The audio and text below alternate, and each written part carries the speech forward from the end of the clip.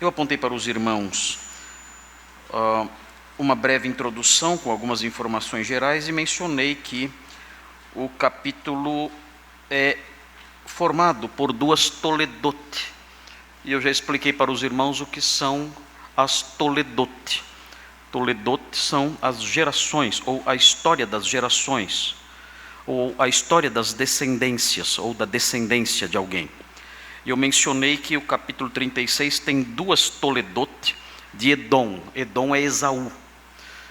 Edom é um dos filhos de Jacó. Desculpe, de Isaque. Nós temos Jacó e Esaú. Esaú, o mais velho. E estudamos já a história de Esaú e Jacó. E no capítulo 36 nós temos a primeira toledote de Esaú, quando o texto diz no versículo 1, capítulo 36, versículo 1, são estes os descendentes de Esaú. Aqui onde o termo fala descendentes é a palavra toledote. É uma palavra que é usada para apontar as divisões do livro de Gênesis. E nós temos aqui uma das toledote de Esaú, ou uma das histórias da descendência de Esaú. E temos também no versículo 9, uma segunda toledote. Esta é a descendência de Esaú, pai dos edomitas. Temos aí mais uma toledote. No versículo 9, esta toledote mais prolongada vai até o versículo 43, destacando a grandeza dos descendentes de Esaú como nação. E nós estudamos tudo isso, eu fiz alguns destaques em alguns versículos e concluímos isso. Mas eu gostaria de apontar para os irmãos, nesta noite, alguns aspectos ligados à conclusão disso tudo que vimos aqui. Eu não tive tempo na semana passada de apresentar isso aos irmãos, então quero apresentar agora isso, as conclusões ligadas aos edomitas. Por quê? Porque nós não vamos mais estudar a vida de Esaú, não vamos mais nos deter nas questões ligadas a esse personagem. Nós vamos entrar agora na toledote de Jacó, no capítulo 37, 2. O capítulo 37, 2 diz: esta é a toledote de Jacó. E então seguiremos em frente até o fim do livro de Gênesis, estudando a história de José e de seus irmãos. É uma longa história. E estudaremos isso a partir do próximo sermão. Mas antes de nos despedirmos do capítulo 36, eu quero passar para os irmãos algumas informações sobre a toledote de Esaú, e a fim de que os irmãos tenham essas informações adicionais e sejam instruídos na verdade bíblica de forma um pouco mais completa. Eu pedi para que os moços ali da transmissão, da sonotécnica, projetassem este mapa. Este é o mapa de Israel, Israel atual. Os irmãos veem aqui Israel, pegando toda essa parte colorida, tudo isso é Israel atual, isso é Israel atual. Não é o Israel bíblico, é Israel atual. E eu quero situar os irmãos na região de Edom, que é aqui. Aqui, ao sul do Mar Morto, é a região de Edom. Esse povo, Edom, vejam, eles, hoje a região de Edom pertence à Jordânia.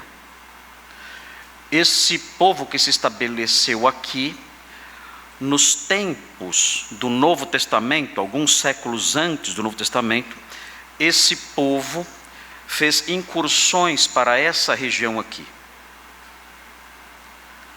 onde nós temos o sul da tribo de Judá, onde se fixou a tribo de Judá, e eles então se expandiram para o sul da região ocupada pela tribo de Judá, ou seja, os edomitas, a partir do 4º século antes de Cristo, se estabeleceram em parte aqui também, nessa região que recebeu o nome de Idumeia. O nome da região era Idumeia, porque os descendentes de Edom passaram a ocupar essa região também. Mas antes de chegar nesse estágio mais avançado da história, em que os descendentes de Edom, habitando aqui, migraram em parte para essa região e ocuparam essa região, eu gostaria de passar outras informações para os irmãos acerca desse povo, informações que estão na Bíblia. E assim, então, nós nos despedimos do capítulo 36, tendo essas informações em mente. Primeira informação que eu quero apontar para os irmãos é que a menção de 2 Toledot, no capítulo 37, tem um objetivo que é o objetivo inicial disso tudo. Os primeiros destinatários dos registros de Gênesis eram os israelitas que estavam viajando, que estavam migrando do Egito para Canaã. Eles foram os primeiros leitores dos 5 livros escritos por Moisés. O livro de Gênesis, Êxodo, os livros de Gênesis, Êxodo, Levítico, Números e Deuteronômio, esses 5 livros foram escritos para os israelitas ao tempo do Êxodo. E era muito importante que os primeiros destinatários destes livros conhecessem muito bem a história de Edom e tivessem informações sobre o seu território. Por quê? Porque eles teriam que passar por esse território. E eles tinham então que conhecer isso. Mas não somente isso. Os israelitas, ao tempo do Êxodo, imbuídos de um dever de conquistar, de reconquistar Canaã e tomar Canaã, o que de fato aconteceu nos dias de Josué, sucessor de Moisés, eles deveriam conhecer os limites dessa terra, porque eles eram proibidos de, durante o tempo da conquista, eles foram proibidos de tomar qualquer porção de Edom. Então eles tinham que conhecer os limites, as fronteiras de Edom, para que eles não tomassem nenhum pedacinho dessa terra para si. Deus disse: vocês não podem tocar nas terras que pertencem aos edomitas. Vejam no livro de Números, observem, o livro de Números, nós um dia vamos chegar ao estudo desse livro, dentro de alguns anos talvez, não sei quantos, mas vamos chegar talvez um dia nesse livro, e conheceremos com mais detalhes essas coisas. Mas vejam o que é dito em Números 34, abra a sua Bíblia e veja, Números 34, 3. Números 34, 3 diz assim, vejam, aqui Deus está estabelecendo com detalhes os limites da terra prometida, os limites da terra que Ele daria a Israel. Ele estabelece os limites certinhos. O limite ao norte, a fronteira ao norte, a fronteira ao sul, leste e oeste, ele estabelece, ele descreve qual seria a fronteira da terra prometida, da terra que ele daria aos descendentes de Jacó.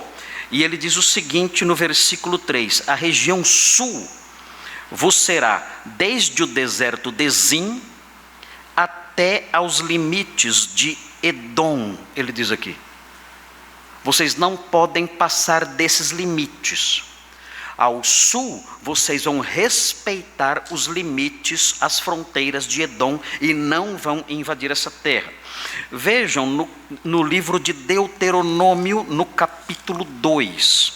No capítulo 2 de Deuteronômio também temos informações sobre isso, no versículo 4 e no versículo 5. Diz assim, Deuteronômio 2, 4 e 5, observem, vejam a fidelidade de Deus aqui junto a Edom. Diz assim, ordena ao povo dizendo, Deuteronômio 2, 4, passareis pelos limites de vossos irmãos, os filhos de Esaú, que habitam em Seir, e eles terão medo de vós, portanto, guardai-vos bem. Não vos entremetais com eles, porque não vos darei da sua terra, nem ainda a pisada da planta de um pé, pois a Esaú dei por possessão a montanha de Seir.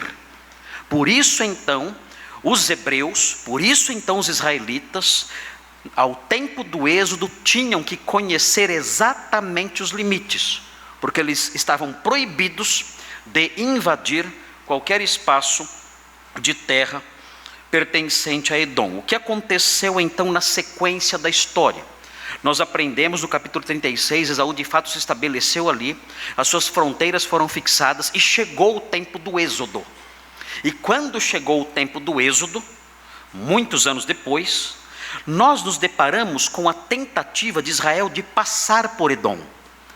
Porque notem, se os irmãos olharem o mapa novamente, era o caminho melhor. Eles estavam vindo do Egito e para entrar na Palestina, ou Palestina não, Israel, não esqueçam a palavra Palestina.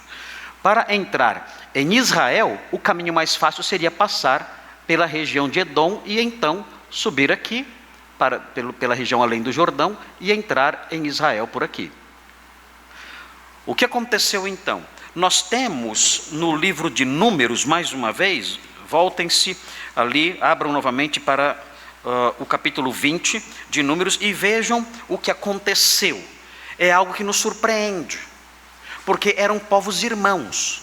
Edom, Esaú e Jacó eram filhos dos mesmos pais, de Isaac e Rebeca. Era para acontecer uma amizade duradoura entre esses dois povos. Nós somos parentes. Vejam, no entanto, o que acontece. Quando nós chegamos nesse ponto da história do Êxodo, isso nos surpreende. Vejam o que é dito em Números 20. Números 20, vejam o versículo 14. Diz assim: então Moisés, de Cádes, ao sul ali de Israel, enviou mensageiros ao rei de Edom, a dizer-lhe: assim diz teu irmão Israel. Nós somos parentes. Nós descendemos de Jacó, vocês descendem de Esaú. Nós somos parentes, somos primos. Bem sabes todo o trabalho que nos tem sobrevindo, como nossos pais desceram ao Egito, e nós no Egito habitamos muito tempo, e como os egípcios nos maltrataram, a nós e a nossos pais. E clamamos ao Senhor, e Ele ouviu a nossa voz, e mandou o anjo, e nos tirou do Egito. E eis que estamos em Cádiz, cidade nos confins do teu país. Deixa-nos passar pela tua terra. Não o faremos pelo campo, nem pelas vinhas, nem beberemos a água dos poços. Iremos pela estrada real. Não nos desviaremos para a direita, nem para a esquerda, até que passemos pelo teu país. Porém, Edom lhe disse: não passarás por mim, para que não saia eu de espada ao teu encontro. Então os filhos de Israel disseram: subiremos pelo caminho trilhado, e se eu e o meu gado bebermos das tuas águas, pagarei o preço delas. Outra coisa não desejo, senão passar a pé. Porém ele disse: não passarás. E saiu-lhe Edom ao encontro com muita gente e com mão forte.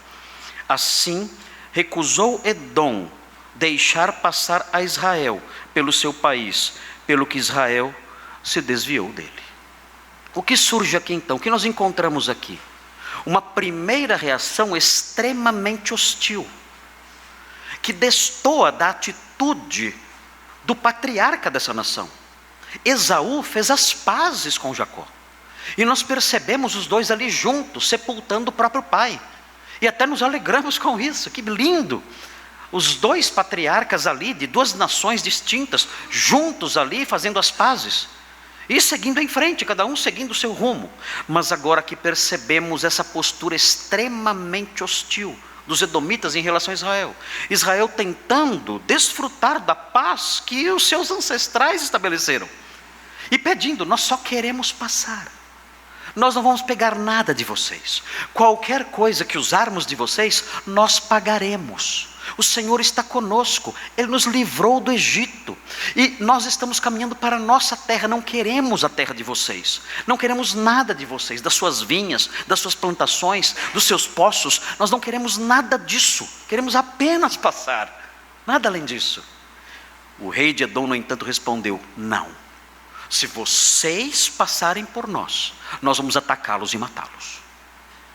Então Israel não teve outra escolha, senão dar a volta pelas fronteiras de Edom e entrar para Israel pela terra dos amorreus, mais ao norte, ampliando ainda mais a sua jornada.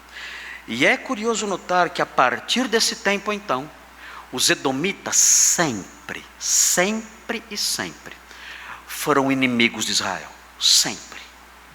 Nunca houve paz entre os dois povos, nunca mais. As hostilidades começaram aqui e nunca mais passaram. A história de Israel e de Edom é uma história de guerras sangrentas, de hostilidades, de ódios intensos, e isso se estende pelo Novo Testamento. Vejam o que acontece nos dias do rei Davi. Rei Davi, um grande general, um grande guerreiro, ele expandiu o seu império, e nós encontramos informações sobre as suas conquistas referentes a Edom no segundo livro de Samuel. Vejam o que diz o segundo livro de Samuel, no capítulo 8.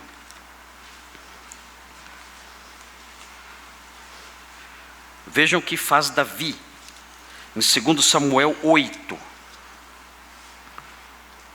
versículos 13 e 14.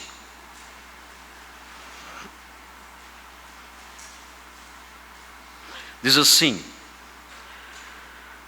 2 Samuel 8: ganhou Davi renome, quando ao voltar de ferir os sírios, matou 18.000 homens no Vale do Sal, pôs guarnições em Edom. Ele invadiu Edom, ele expandiu seus territórios e invadiu Edom. Em todo Edom pôs guarnições, e todos os edomitas ficaram por servos de Davi, e o Senhor dava vitórias a Davi por onde quer que ia. Vejam, aqui nesse ponto então, na época do império de Davi, o ódio dos edomitas contra Israel certamente se ampliou ainda mais, porque Israel conquistou os edomitas, e isso gerou revoltas e mais revoltas ao tempo dos reis. Vejam o que acontece no primeiro livro dos reis, no capítulo 11. Os irmãos estão manuseando bastante a Bíblia aí, mas isso é só por um momento. Vejam o que diz primeiro livro dos reis, capítulo 11, versículo 14. Diz assim: levantou o Senhor contra Salomão um adversário, Hadade, o edomita. Aí estou lendo primeiro livro dos reis, 11, 14. Levantou o Senhor contra Salomão um adversário, Hadade, o edomita. Este era da linhagem real de Edom. Começam então conflitos mais intensos na época dos reis. Veja ainda no segundo livro dos reis, observe o capítulo 8. O pastor Nicolas tem trazido estudos nesses livros. Os irmãos estão se recordando aí dessas coisas. Segundo livro dos reis, no capítulo 8, versículo 20, diz assim: nos dias de Jeorão se revoltaram os edomitas contra o poder de Judá e constituíram o seu próprio rei, pelo que Jeorão passou a Zair e todos os carros com ele. Ele se levantou de noite e feriu os edomitas que os cercavam e os capitães dos carros. O povo de Jeorão, porém, fugiu para suas tendas. Assim se rebelou Edom para livrar-se do poder de Judá até ao dia de hoje. Ao mesmo tempo se rebelou também Líbna. É interessante observar essas histórias. de o povo de Israel subjugando Edom, e Edom, afinal aqui, nos dias de Jeorão, se libertando do jugo de Israel. Por que é importante isso? Porque isso não acontece por acaso. Não acontece por acaso porque nós temos uma profecia em Gênesis capítulo 27. Vejam o que diz Gênesis 27. Os irmãos estão indo e vindo.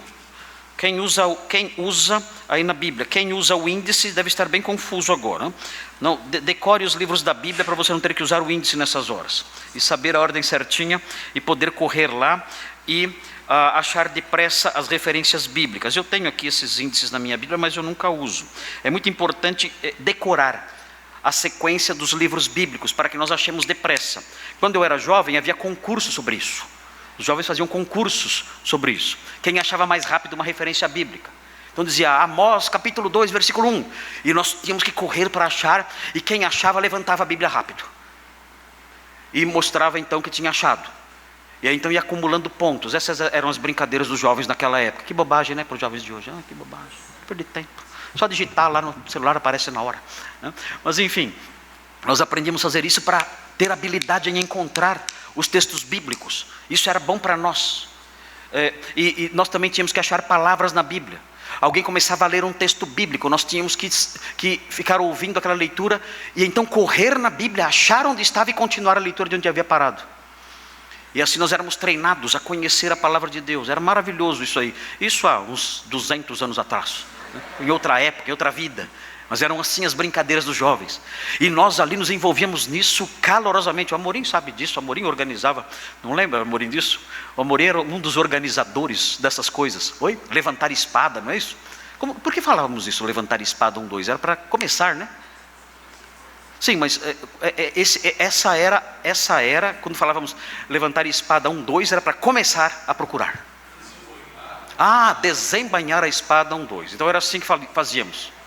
Então a pessoa dizia o nome, dizia então a referência bíblica.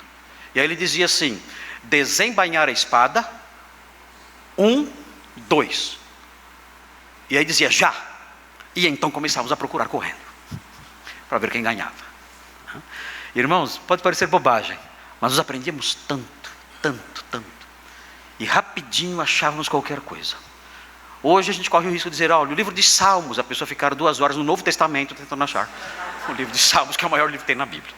Na época não, nós éramos treinados assim com essas brincadeiras. Pastor Nicolas, tenta fazer no seu grupo. Acho que você vai perder o emprego se você tentar fazer isso, né? Vou mandar você embora do grupo. Vocês fazem isso? Você fez isso? Está velho você. Está ficando velho. Mas enfim, estamos aí indo e vindo aí nos textos bíblicos, mas é bom os irmãos saberem manusear bastante a Bíblia e assim conhecermos bem a palavra de Deus e o modo como os livros estão dispostos. Mas vejam capítulo 27, versículo 40. Veja o que diz esse texto, 27, 40. É a bênção que sobrou para Esaú. Esaú, quando chegou para o seu pai e pediu para ser abençoado e descobriu que Jacó tinha roubado a bênção, Esaú disse, por favor pai, me abençoe de alguma forma. E então Isaque enuncia essa bênção que vemos agora aqui. Diz assim no versículo 39, Gênesis 27, 39. Então lhe respondeu Isaque seu pai, longe dos lugares férteis da terra será a tua habitação, e sem orvalho que cai do alto. E de fato, Esaú foi habitar num lugar seco, que é a região de Edom que vimos ali no mapa. E vejam, viverás da tua espada. E vimos isso.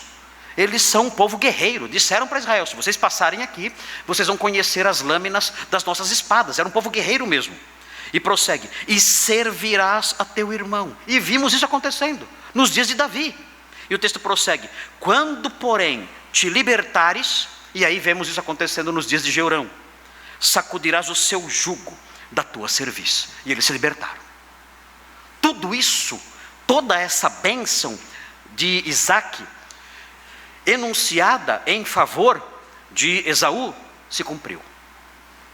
E a inimizade, no entanto, entre os dois povos, permaneceu. Vejam a que ponto chegou essa inimizade. Os séculos se passaram.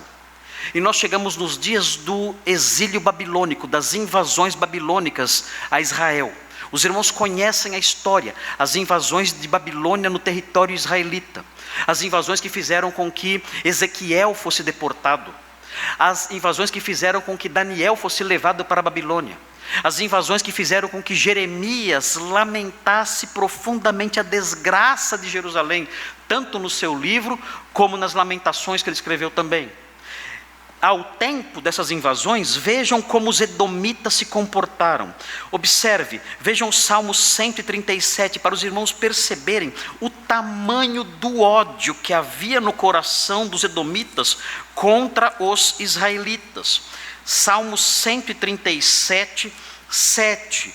É impressionante isso, séculos e séculos depois, no 6º século antes de Cristo, tendo passado já séculos e séculos do tempo do Êxodo, e ainda o rancor permanecia. Veja o que diz o Salmo 137, versículo 7, diz assim: contra os filhos de Edom, lembra-te, Senhor, do dia de Jerusalém, quando Jerusalém foi invadida pelos inimigos da Babilônia. Pois diziam, vejam o que eles falavam, quando os babilônios invadiram a terra de Israel, eles diziam: arrasai-a, arrasai-a, até aos fundamentos. Queridos, é um ódio mortal.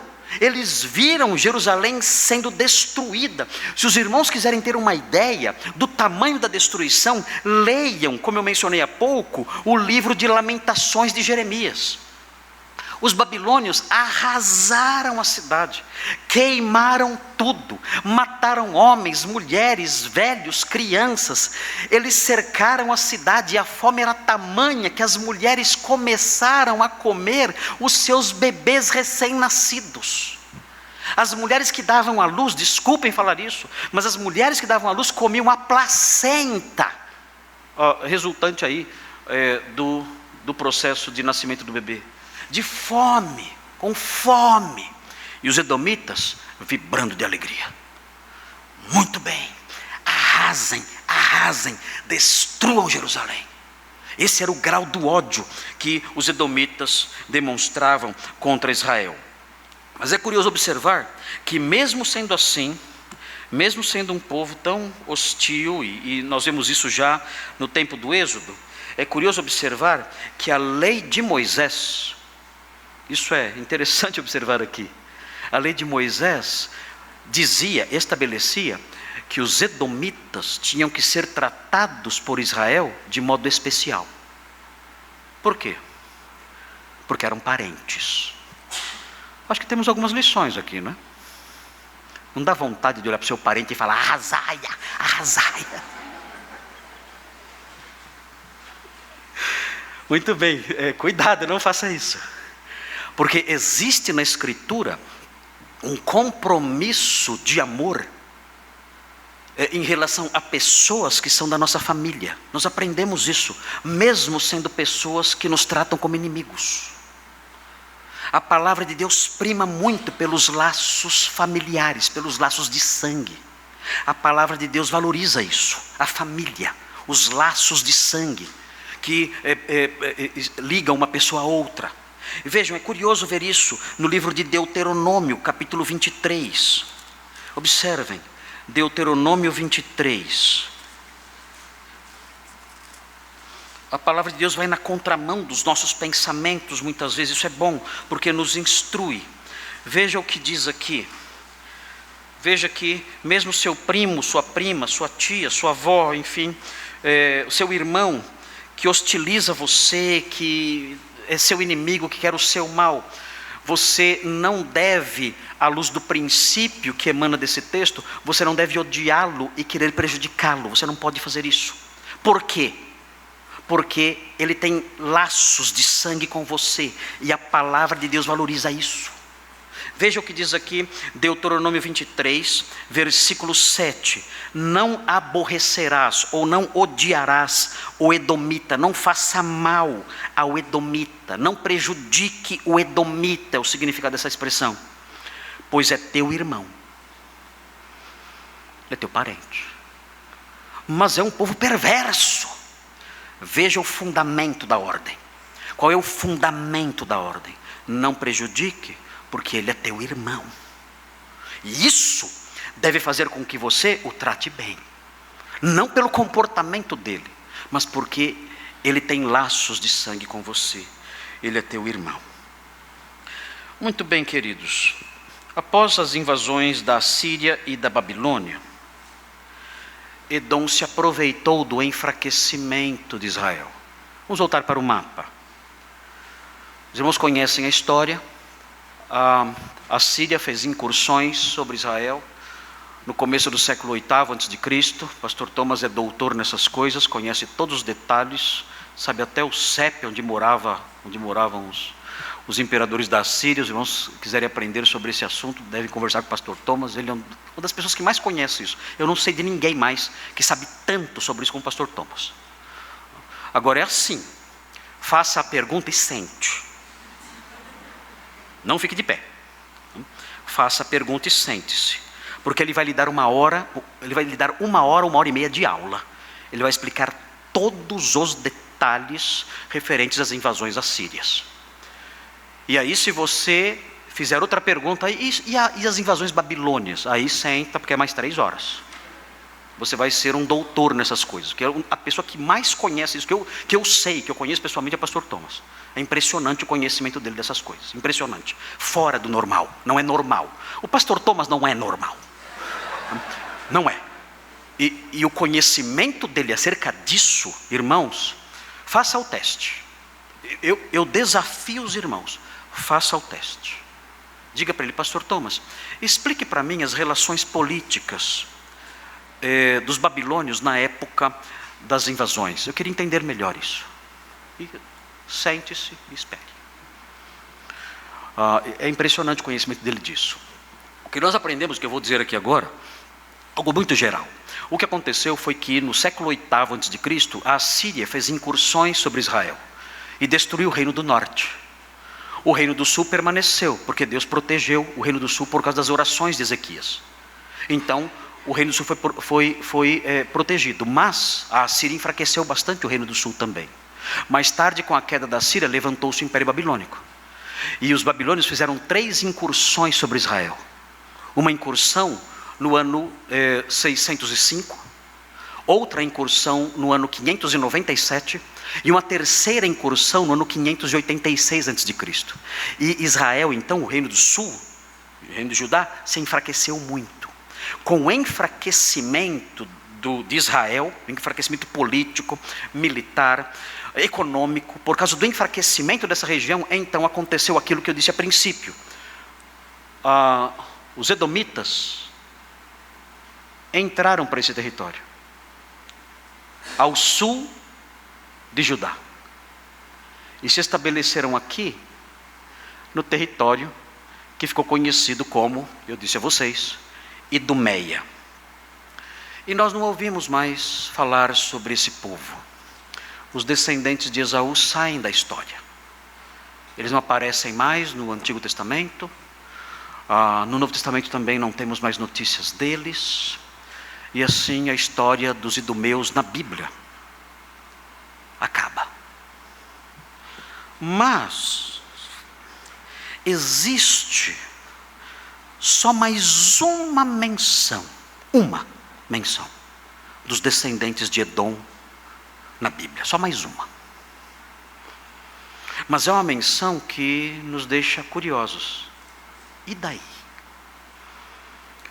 Nós lemos a menção e pensamos, ok, mas e daí? E a Bíblia não conta o que aconteceu. Estou deixando vocês curiosos, né? Ok, eu vou mostrar para vocês onde é. É no livro de Marcos, no Evangelho de Marcos. Vejam no Evangelho de Marcos o que acontece. No Evangelho de Marcos, nós encontramos Jesus pregando, fazendo milagres, anunciando a verdade, realizando muitas curas. E nós chegamos no capítulo 3, no versículo 7, e diz assim o evangelista, Marcos capítulo 3, versículo 7, fala assim: retirou-se Jesus com os seus discípulos para os lados do mar. Seguia-o da Galileia uma grande multidão, também da Judéia, de Jerusalém, da Idumeia, da além do Jordão, e dos arredores de Tiro e de Sidom, uma grande multidão, sabendo quantas coisas Jesus fazia, veio ter com ele. O que acontece aqui? Os descendentes de Edom se encontram com o descendente prometido de Jacó. E o que aconteceu? Não sei. Mas eu gosto de pensar. Eu gosto de pensar que quando finalmente os descendentes de Edom cruzaram os seus olhos com o olhar do descendente de Jacó, o Senhor acendeu a fé no coração deles.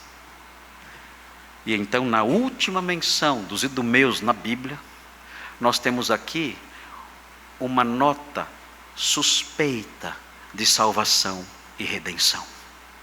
Deus estendeu, gosto de pensar assim, Deus estendeu a sua salvação, por meio de Cristo, aos filhos de Edom. Foi assim a história? Não sei. Mas eu gosto de pensar que foi isso que aconteceu. Os edomitas conheceram a semente prometida de Jacó, de maneira que quando chegarmos ao céu, nós vamos encontrar edomitas lá. Depois disso eles somem. Não os vemos mais aqui. Há um prenúncio ou uma pista da graça de Deus salvando edomitas aqui? Parece que sim. Não sabemos. Mas é assim que termina a história dos edomitas na palavra de Deus. Os edomitas se encontrando com Jesus. O que vem depois? Não sei. Mas é isso, queridos. Assim nós nos despedimos do capítulo 36. E no próximo sermão, nós vamos iniciar o capítulo 37, falando sobre as Toledote de Jacó, conhecendo a história de José. Muito bem. Queridos, antes de sairmos, ou de encerrarmos o nosso culto, eu gostaria de dar uma palavrinha aos irmãos, uma palavrinha de encorajamento aos irmãos. Uma palavrinha breve. Geralmente as minhas palavrinhas breves são de 1h30, mais ou menos. Mas na verdade, eu vou tentar ser breve mesmo aqui. É uma palavrinha breve que eu quero dar aos irmãos. E aqueles que são membros da igreja, estão conosco aqui, sabem o motivo de eu dirigir a vocês essa breve palavra. A nossa igreja hoje passou por uma situação bastante difícil, um momento de lidar com problemas internos, e foram problemas que nos deixaram entristecidos, ainda que eles tenham sido resolvidos, mas foram problemas que nos desgastaram bastante. Ficamos tristes hoje aqui em nossa igreja, muitas lágrimas, muita tristeza, muita dor, mas o Senhor é bondoso e nos ajudou a solucionar conforme as orientações da sua palavra.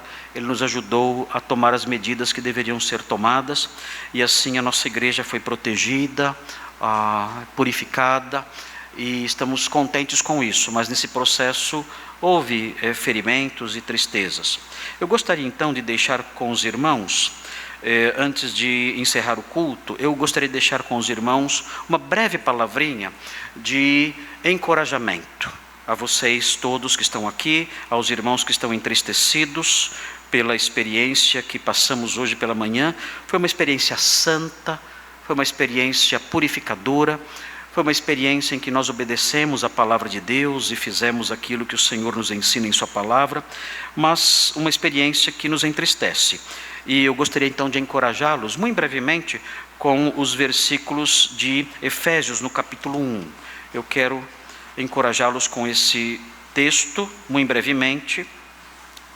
O nosso sermão de Gênesis 36 está concluído, as nossas análises de Gênesis 36 estão concluídas, e eu quero apenas apontar isso para os irmãos a fim de encorajá-los. O apóstolo Paulo diz em Efésios 1, vejam o que diz, o versículo 15 até o versículo 20.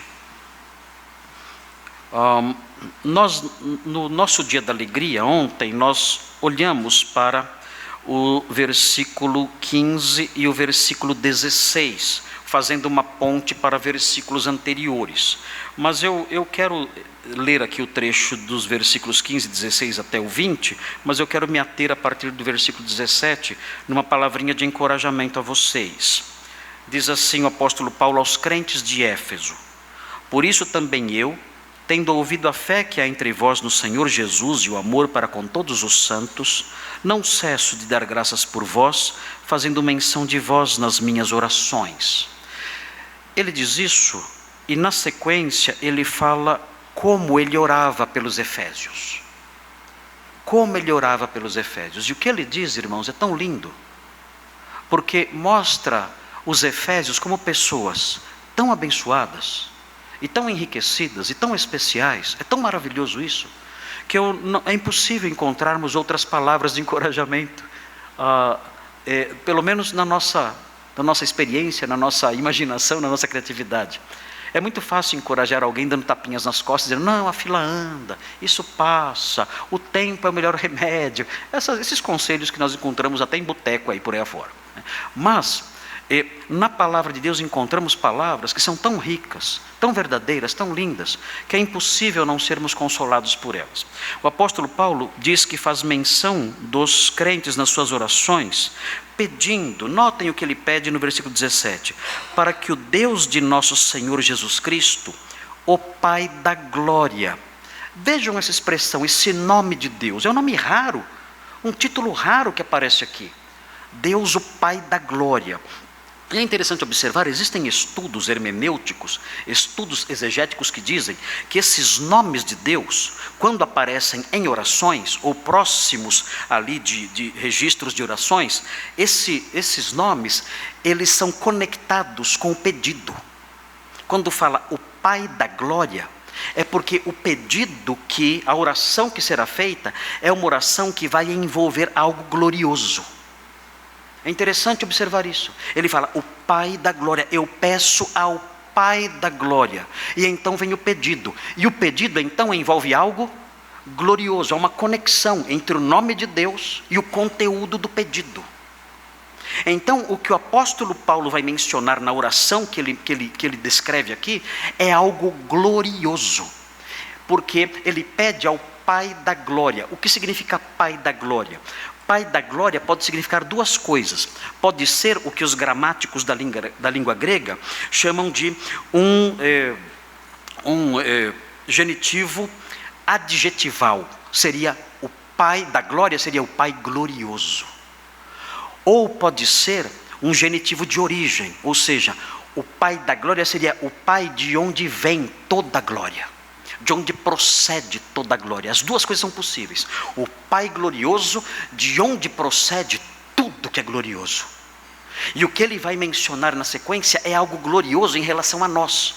O Pai da glória, na descrição que vem a seguir, esse Pai da glória nos trata como uma herança também gloriosa. Vejam a sequência, o texto diz que o Pai da glória vos conceda espírito de sabedoria e de revelação.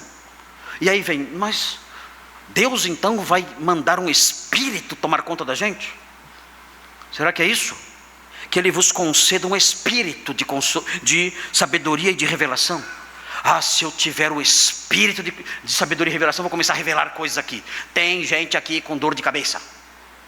Esse é o espírito da revelação. Queridos, estamos falando da palavra de Deus, do apóstolo Paulo, não de bobagem que a gente escuta aí fora. O que é o espírito de revelação?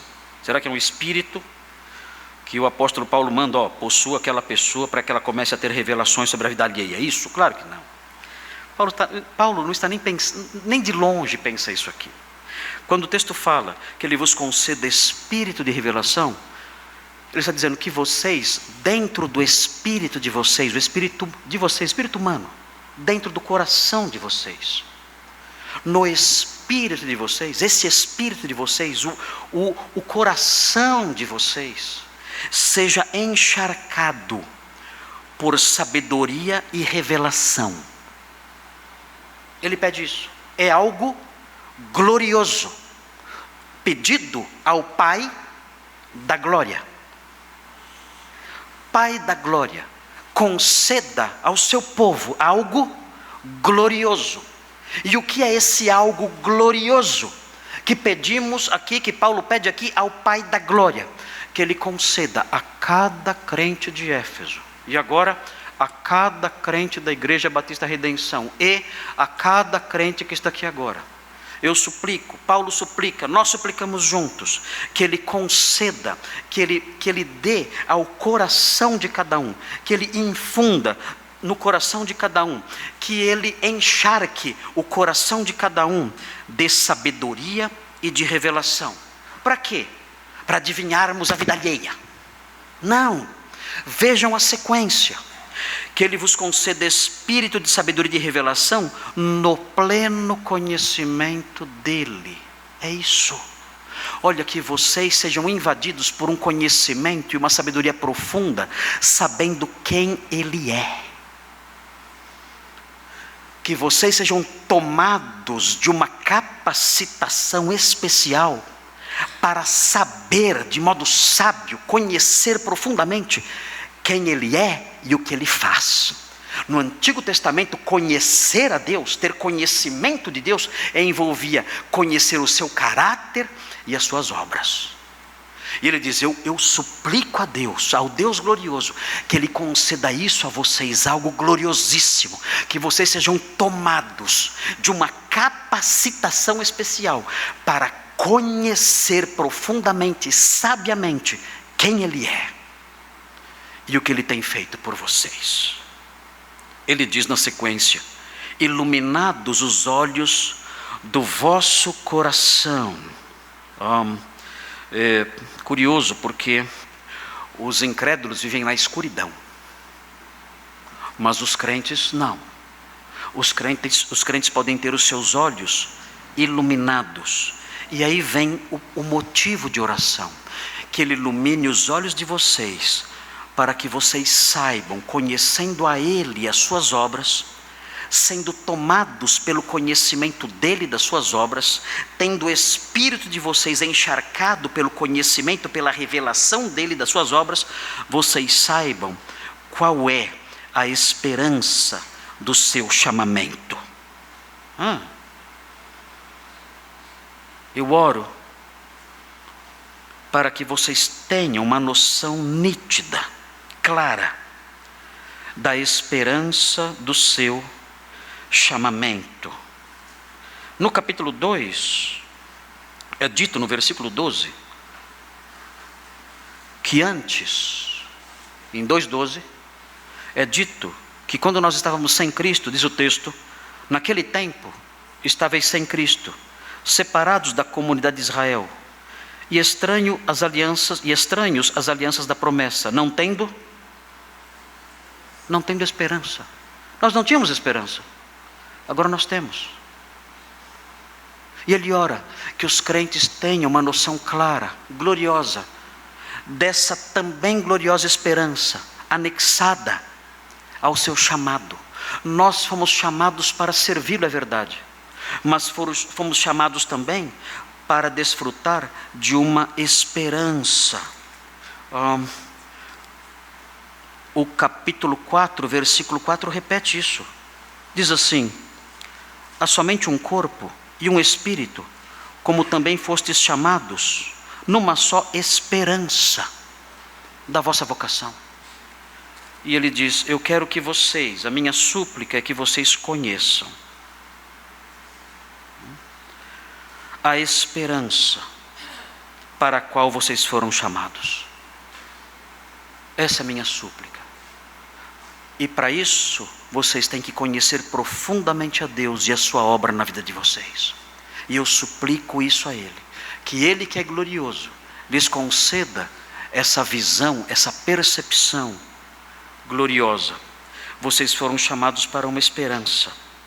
Vocês foram chamados para uma esperança de salvação, de justiça, de ressurreição, de vida eterna, de uma glória sem fim. Que vocês enxerguem isso. Que vocês enxerguem essas coisas e sigam em frente, corajosamente. A minha súplica é essa: que Deus ilumine os olhos de vocês e vocês percebam a esperança da qual vocês desfrutam desde que foram chamados. E Ele pede algo mais.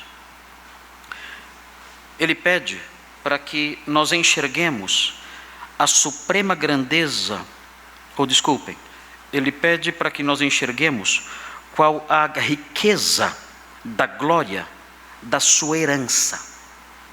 O que significa isso? Isso aqui vai ajudar você na sua autoestima. Fala-se tanto de autoestima hoje em dia. Isso vai ajudar você muito na sua autoestima. O apóstolo Paulo orava para que os crentes tivessem uma percepção profunda e seus corações fossem encharcados de conhecimento de Deus e de revelação de quem Ele é, a fim de que eles percebessem a riqueza da glória da sua herança. Da herança de quem? Nossa? Não. Ele não diz aqui qual a riqueza da glória da vossa herança. Não diz isso. Ele diz qual a riqueza da glória da herança dele. Dele quem? Ele está dizendo que nós temos que perceber quão rica e gloriosa é a herança de Deus. Mas quem é? Ou o que é a herança de Deus? Quer descobrir? Quer? É só ler a palavrinha final do versículo 18. A herança de Deus, diz o texto, nós santos. A herança de Deus somos nós. Nós somos sua herança. Ele diz no versículo 11, veja o versículo 11: nele, digo, no qual fomos também feitos herança. Você é uma herança. Você é a herança de Deus. E o texto diz que essa herança é uma herança rica e gloriosa. Deus transformou você na herança rica e gloriosa dele. E ele diz assim: olha, eu quero que vocês percebam isso. Mas para que vocês percebam isso, é necessário que vocês sejam encharcados do pleno conhecimento de Deus e das suas obras, para que vocês percebam essas coisas, para que vocês percebam a grandeza da esperança que acompanha o chamado de vocês, e para que vocês percebam quão gloriosa herança vocês são para Deus. Vocês são a herança dele. Eu não preciso de diplomas para ter valor pessoal. Eu não preciso agir como o mundo age ou pensar como o mundo age para ter valor pessoal. Eu não preciso emagrecer para ter valor pessoal. Eu não preciso ser elegante e inteligente como o pastor Marcos para ter valor pessoal. Não. Eu conheço quem eu sou em Jesus. Eu conheço humildemente quem eu sou em Jesus. Em Jesus, eu sou uma herança rica e gloriosa de Deus. Se eu sou um crente, é isto que eu sou. Eu tenho razões suficientes para seguir pela vida, faceiro, alegre e feliz, sabendo o Senhor, olhou para esse pecador imundo, morto em delitos e pecados, como Paulo fala na sequência, no capítulo 2. Mas ele me tirou dessa lama toda e me transformou numa herança rica e gloriosa. Eu agora vou na sua luz. Jesus agora me conduz. Ele me deu uma herança, e eu tenho essa esperança viva, e fez de mim a sua herança. E ele então termina mencionando um terceiro motivo da sua oração. Ele diz: e qual, para que nós conheçamos a suprema grandeza do seu poder para com os que cremos, segundo a eficácia da força do seu poder. Essa força, esse poder, ele exerceu em Cristo, ressuscitando-o dentre os mortos e fazendo-o sentar à sua direita, nos lugares celestiais. Esse mesmo poder atua em nós e por nós. Cristo está acima de todo principado e potestade, poder e domínio, de todo nome que se possa referir, não só no presente século, mas também no vindouro. Ele diz: essa força, esse poder que ressuscitou Jesus dentre os mortos, esse poder atua em favor de vocês. Por que ele fala isso? Ele fala isso porque a sociedade em que os efésios viviam era uma sociedade marcada por práticas mágicas, práticas de magia. Era uma sociedade marcada pela adoração do culto de Ártemis, ou Diana dos Efésios. Era uma sociedade marcada por uma variedade de religiões de mistério. Era uma sociedade marcada por crenças na astrologia. Então os homens daqueles dias viviam com medo de poderes espirituais o tempo todo, aterrorizados com medo de espíritos malignos. Ele diz: vocês não precisam ter medo, porque existe um poder gigantesco que atua em favor de vocês, e esse poder gigantesco ressuscitou Jesus dentre os mortos e subjugou todos os espíritos do mal debaixo dos seus pés. Vocês não precisam ter medo de nada. Vocês podem seguir corajosos, porque o poder dele atua em vocês. E a minha súplica é que vocês tenham essa percepção, que vocês conheçam o Deus verdadeiro, as suas obras e o seu caráter, e percebam quão poderoso ele é, e saibam que esse poder atua em favor de vocês. Vocês não precisam ter medo de nada. Eu me lembro que havia uma moça aqui na igreja que tinha medo de pessoas mortas. Pessoas mortas. Ela, quando morria alguém, ela dormia no chão. Não me pergunte. Bom, eu perguntei, mas qual é a eficácia disso para afastar os espíritos mortos? Ela disse: não, eu tenho medo de ficar em cima da cama, eu tenho medo que o espírito fique embaixo da cama. Quando morreu a princesa Diana, ela ficou com medo da princesa Diana ir visitá-la aqui no Tremembé. Eu disse: mas a princesa Diana certamente tem outros lugares para visitar, e certamente a princesa Diana, se ela for visitar alguém, não vai ficar embaixo da cama. Ela é uma princesa, mas enfim, mas ela tinha desespero e medo de mortos, apavorada por causa de mortos. E sempre que ouvia notícia de alguém famoso que morreu, ela então dormia no chão para vigiar embaixo da cama se não havia nenhum fantasma ali. Queridos, uma incrédula, desculpem, pessoa sem Cristo. O apóstolo Paulo diz: não tenham medo de espíritos, não tenham medo de demônios, não tenham medo de feitiçarias, não tenham medo do universo espiritual que nos cerca, não tenham medo de Satanás que os ataca, não tenham medo desse espírito maligno que tenta destruir a paz de vocês, como ele tentou fazer recentemente aqui em nossa igreja. Não tenham medo. Conheçam o poder de Deus que atua em favor de vocês. Esse poder ressuscitou Jesus dentre os mortos, e esse poder atua em seu favor. Sigam em frente, amados. Sigam em frente, alegres e corajosos, porque vocês têm uma esperança conectada à sua vocação. Vocês são a gloriosa e rica herança de Deus, e o poder dele atua em favor de vocês. E a minha oração é: conheçam profundamente a Deus e as suas obras, que seus olhos sejam iluminados e vocês sejam encharcados do conhecimento dessas coisas, e sigam em frente até o dia em que vamos desfrutar plenamente de todas as suas promessas. Que essas palavras ajudem os irmãos e os consolem nos dias tristes que temos vivido. Oremos. Santo Deus e eterno Pai, obrigado por essas coisas. Obrigado pela história da redenção sobre a qual nós lemos, mostrando a sua graça se aproximando dos filhos de Edom.